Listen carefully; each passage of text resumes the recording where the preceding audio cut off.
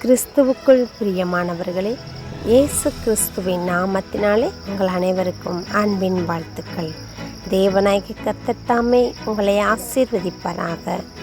தேவனுக்கே மகிமை உண்டாவதாக. இன்றைய ஆசீர்வாதமான தேவ வார்த்தை: கர்த்தர் மேல் உன் பாரத்தை வைத்துவிடு, அவர் உன்னை ஆதரிப்பார்.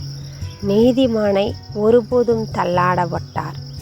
சங்கீதம் 55:22.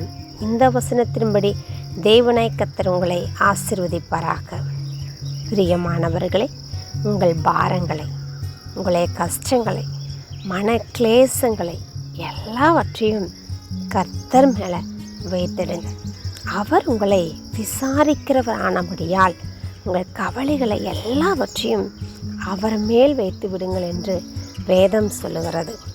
ஆம் பிரியமானவர்களே, எந்த காரியங்களாயினும் தேவன் பாதத்தில் அமர்ந்து, அப்பா நீங்கள் பார்த்துக்குங்க சுவாமி என்று சொல்லி தேவ கரத்தில் நீங்கள் கொடுத்து விடுங்க.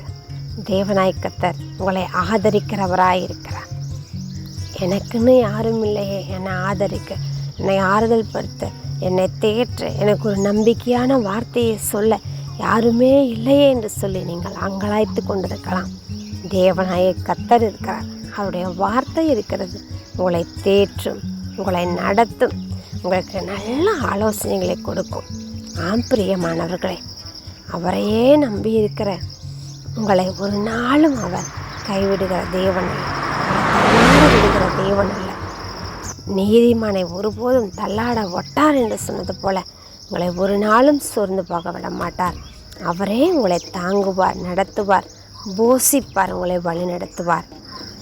எனக்கு நீங்கள் இருக்கீங்க என்று சொல்லி அவர் பாதத்தில் அமர்ந்து அறிக்கையிடுங்க. தேவன் உங்களை ஆசீர்வதிப்பார்.